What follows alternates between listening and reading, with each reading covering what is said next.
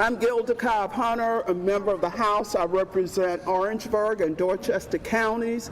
We're so glad to be here today. We've just got some of our supporters and members, and we're all here to say one thing, y'all. To taxpayers of South Carolina, do you really think it is worth paying us an extra $260 a day each, in addition to mileage and subsistence?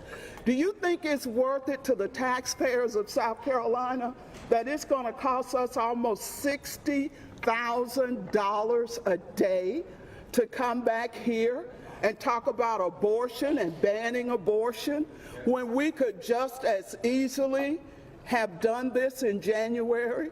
And for those of you who say yes, please don't let me ever hear you talk about taxes and wasting taxpayer money.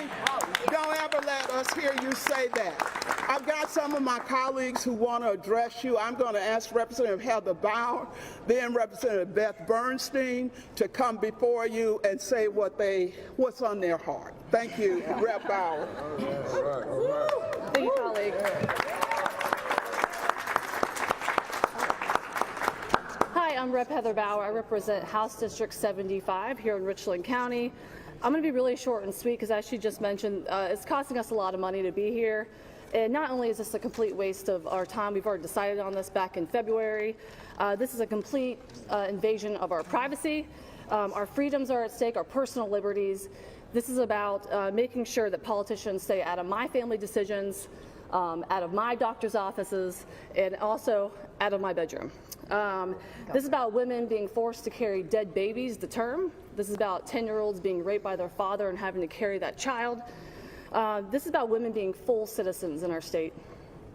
We were brought back here by the governor to fight this ban, and we will not leave until we finish the business. So thank you very much. Amen.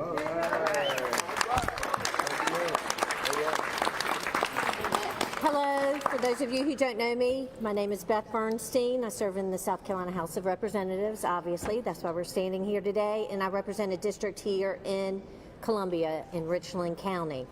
Today, in the next few days that we'll probably be up here debating this, we are voting against women. I can't say that more strongly than that. Americans, and more particularly for me, South Carolinians, want abortion access. And yes, I see signs here, celebrate life. I want to celebrate life. I want to celebrate the wife of a mother who is carrying a child, who has a fetal anomaly, and it's a risk to her life to be able to be forced to carry her unborn child when there's no chance that that fetus will survive. And that's the life I want to celebrate, is the women here who we are standing here and trying to protect. A recent Washington Post poll that was just taken this month, 78% of Americans feel that abortion should be left to a woman and her doctor.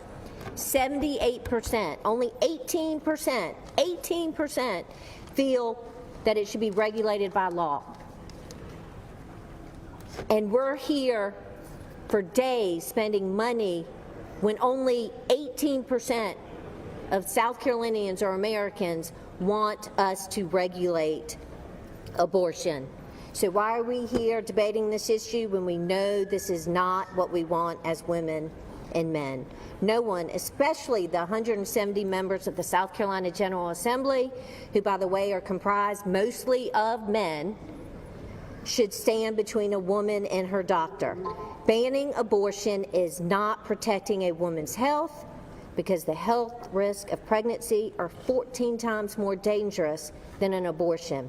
And these are medical decisions that none of us have a medical degree, that should be decided by a woman and her doctor.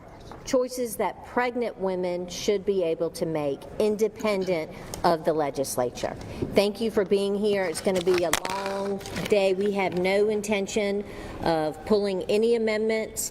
We're going to stand and debate every amendment that we're allowed to. We only have 3 minutes. It has been clotured, but we are going to make it hurt if they're going to force this on us. Let me thank you so much. And because we want to make sure that we're in place at 12, because they do have cloture and we are used to parliamentary tricks being played, we want to leave you with 2 questions that we've asked our supporters behind us. One is whether or not you want to continue allowing a vocal minority of voices to dictate the agenda in here. And we see some of those voices saying celebrate life.